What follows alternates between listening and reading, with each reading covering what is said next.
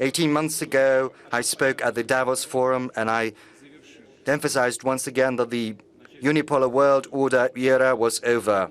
And I would like to take this issue up once again because it's still relevant, despite all the attempts to preserve the old world order. You know, it's only the natural course of history. Change is the natural course of history because civilizational diversity of the planet and the richness of cultures can hardly be reconciled with political, economic, and other ready-made templates. Templates won't fly there.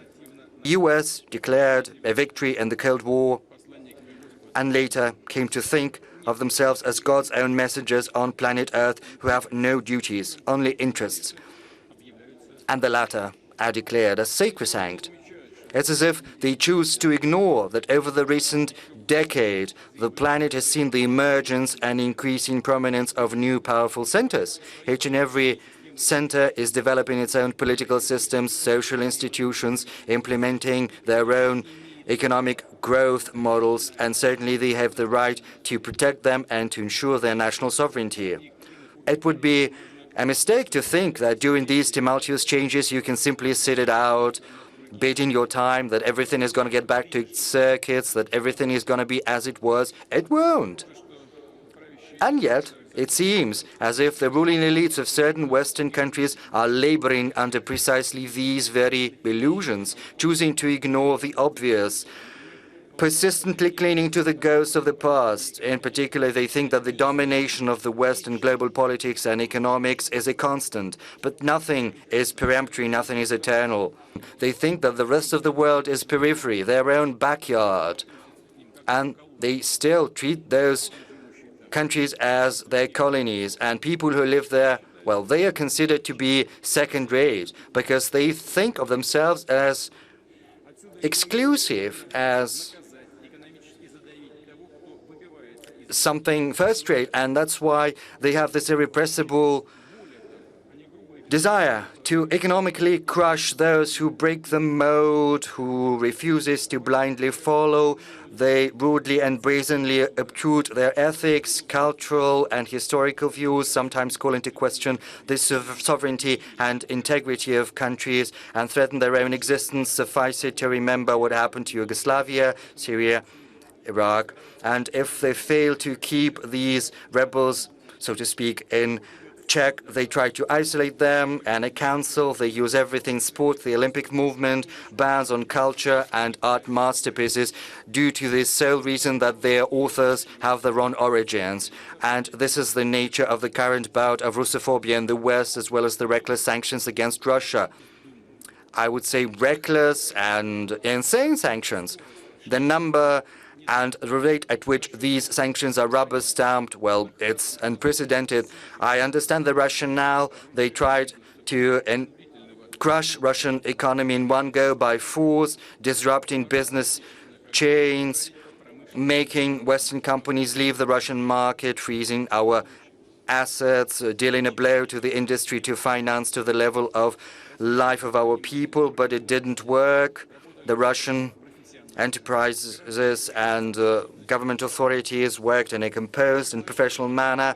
The citizens stand united and they assume responsibility. We're normalizing the economic situation. We stabilized the financial markets, the banking system, the trade system, and we injected liquidity and working capital into the economy to ensure the sustainability of enterprises and companies, employment and jobs. The gloomy predictions with regard to the prospect of the Russian economy that we heard in the beginning of spring didn't realize, but I understand where this propaganda campaign comes from, where these mantras about the dollar at 200 rubles and the inevitable and rapid collapse of our economy. This is a tool of information warfare, a factor of psychological influence on our society and on our business circles. Incidentally, some of our experts fell victim to this external pressure, and their calculation and estimates, they assumed that our GDP would inevitably plummet and ruble would depreciate critically,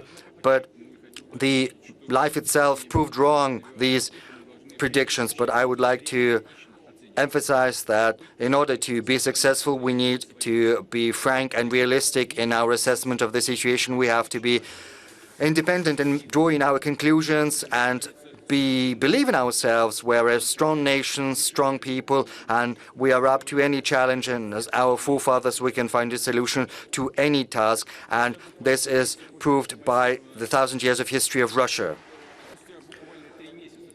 3 months after the full-blown package of sanctions, we suppressed the inflation surge. It peaked at 17.8%. Right now, it's gone down to 16.7%, and it continues to decrease. The economic dynamics has been stabilized. The public finance is stable. I'm going to draw a parallel with other regions later. Yes, of course, it's too much. 16.7% of inflation is a big number, and we will have to address that, and I'm confident that we will be successful. Over the first 5 months this year, the federal budget has a surplus of 1.5 trillion rubles, whereas the consolidated budget has a surplus of 3.3 trillion rubles. Incidentally, in May alone, the surplus of the federal budget stood at 500 billion rubles, which is 4 times what we saw last year in May. Right now, we need to boost production, boost the supply in the domestic market, and based on the growth of supply, we have to rebuild and demand and banking lending. I said that we've taken measures to top up the working capital of capitals. Almost in all areas, business has the right to get deferrals and insurance payments over the second quarter this year. Manufacturing capacities have greater opportunities. They can resort to this deferral in the third quarter too. After a drastic surge in spring, interest rates in the Russian economy are steadily going down. The central bank has brought down the key rate, and that is why I believe that we can once again bring down the concessional mortgage rate down to 7% this time. Distinguished colleagues, as I mentioned previously, the economic blitzkrieg from Russia was doomed from the very outset. Incidentally, as is well known, and as we know from practice of recent years, sanctions are a double-edged sword. They can deal comparable, if not greater, damage to the authors and developers of these ideas. And I'm not just talking about short-term fallout. We know from leaders of European countries, from informal talks, they are discreetly discussing alarming prospects. They believe that sanctions can be applied not just from Russia, but from any country that falls out of favor. Sooner or later, they can be used against the very members of the EU and European companies. So far, it has not come to this, but the European economies have already dealt a serious blow to their own economies, and they did it themselves. We see an aggravation of social and economic issues in Europe and in the US. We see increases in the prices of goods, food, electricity, as well as car fuel. The standards of living of Europeans are going down. Their enterprises are losing competitiveness. Experts estimate that the direct estimatable losses of the EU from the sanctions fever over this year can be superior to $500 billion. This is the price of these decisions divorced from reality and taken in contravention of common sense. Right now, the most important task for us is to boost the supplies of food to the global market, satisfying the needs of countries that are needed most direly. Russia is satisfying its own domestic needs, but it is still capable of significantly increasing the exports of food and fertilizers. Next season, our grain exports can rise to 50 million tons.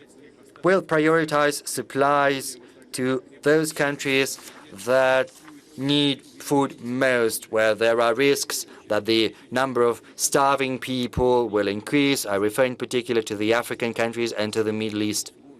At the same time, there are problems, and once again, we're not to blame for those difficulties. Yes, officially, Russian grain, food, and fertilizers. Incidentally, the US imposed sanctions on fertilizers, then the Europeans followed the suit. Then the US simply cancelled these sanctions, but the Europeans didn't because, their bureaucracy is working like the millstone at a mill of the 17th century. They understand that that's silly, but they cannot backtrack due to bureaucratic concerns. I reiterate, Russia stands willing to make its own contribution to rebalancing the world agricultural markets. And we take note that our colleagues from the UN are open to engage in a dialogue on this issue because they understand the acuteness of the global food problem. We could talk in the course of this discussion about creating normal conditions from the point of view of logistics, finance and transport to boost Russian exports of food and fertilizers. Unfortunately, there are many speculations about other matter, about Ukrainian supplies of food to the world markets. We're not preventing these supplies because we were not the ones to plant mines around their Black Sea ports. They can demine that, and we will ensure the security of these vessels. No doubt about that. But the US Department of Agriculture estimates that it's 6 million tons of wheat. We believe it's 5 million, another 7 ton of corn. But, 800 million tons of wheat is produced across the world, so 5 million is a drop in the bucket. Moreover, there are opportunities to export that. You can do that through the Black Sea ports, through Belarus, through Poland, through Romania. There are paths, there are 5 or 6 routes that can be used. So we are not the ones to blame.